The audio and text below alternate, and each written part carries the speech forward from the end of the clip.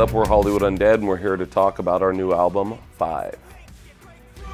Anything I'm face to face with, it's true. You gon' make me lose my patience, 'cause victory is mine and I'm gonna take it. So put your hands up high and wave them side to side. Yeah, the first song we have on the record, 5, is called California Dreaming.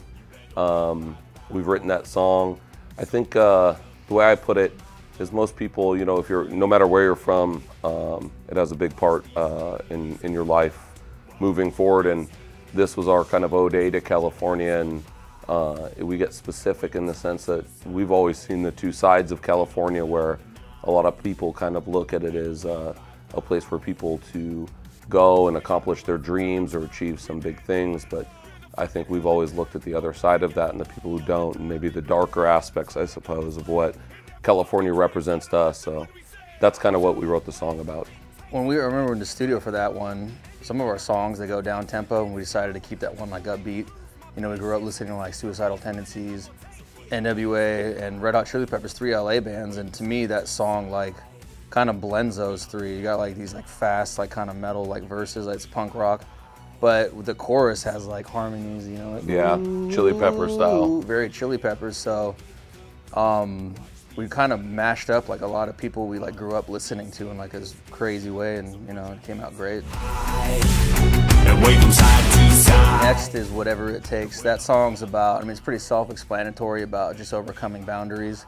It's kind of like, you know, a song a sports team could get pumped up to, and it's like, I remember when we wrote that song, actually, we were in Italy and we were shit-faced outside of our bus, and it was like 2 in the morning. But we overcame it. We overcame the hangover the next day, and we just had like a boombox and headphones, and we were in Venice or something like that. Yeah.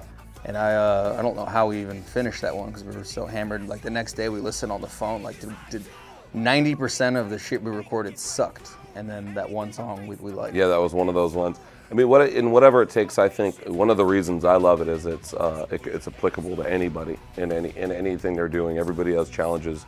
Everybody has something to overcome, whether in our case it's, you know, musical boundaries, or some dude who just wants to get promoted at the post office, or whatever the case may be. I like it because I know that anybody in any situation or any platform in life will be able to use it to feel the same way that we did when we were fucked up in Italy.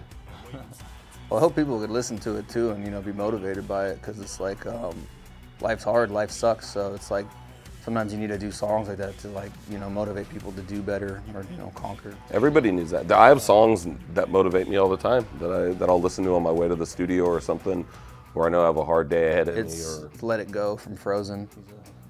It really is, dude. The way that girl say, "What's her name?" is blah blah blah blah. When he passes out on the plane and his phone's up, and I see what he's listening to, it's the Frozen soundtrack up. It's not even a joke, man. There's something so harmonic and beautiful, and you have to learn to let it go.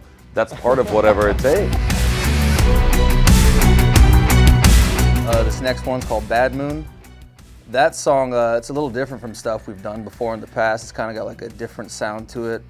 I produced that one, so you know, what I was listening to at the time was probably more like mellow music, and you know, we were driving around and we're huge like classic rock fans, and you know, we were probably listening to Creedence at some point, and you know, it's not like I stole the idea because it's a different song, but we're going out to get hammered that night, and I was like, man, like, you know, I feel there's gonna be a bad moon out tonight, you know, like joking around, and you know, then we started coming up with the ideas for all that stuff.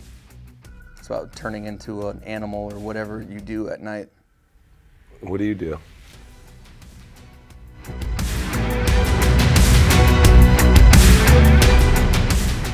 Next up, we got Ghost Beach. That song originated, I was sleeping in my bedroom, and it was like 2 in the afternoon, and like I just woke up, like I don't know, like I fell asleep out of nowhere, and I woke up like into some weird like sweaty haze panic, and you know, had this melody in my head and like this song I did with these bells, and I ran to my studio and I was like, I feel like there's something good here. And then literally within like 20 minutes, you know, in my studio, I just had this like basic melody going, and you know, like the melody, where's LA, where's LA? So I was so excited about it, I laid the track down. That night, Charlie Seen and her band had to come over. He can sing, I can't. So I was like, yo, you need to sing this hook. And he was so hungover, and he just came to grab like, you know, like a pair of shoes he left or something. And like, he came on and he tried to sing it, and he was like almost throwing up, and he like laid on my couch, and I was like, come on, dude. And he couldn't do it. Like, he just was so hungover, and then he just left. But this track came together. But yeah, my favorite part of the final product of that song is anybody who's from LA, and I'm assuming anybody from anywhere, with the changes that happen over time. LA, when we were kids, is like such a different place now. If you go to a neighborhood where that used to be horrible, it's super nice now. It changes so much. So I think it's really cool. I love the song just personally because every place I've ever lived throughout LA is completely different than where it was, and it forces you to ask yourself, like, what the hell happened? And the whole song is about that I guess almost like an ode to childhood.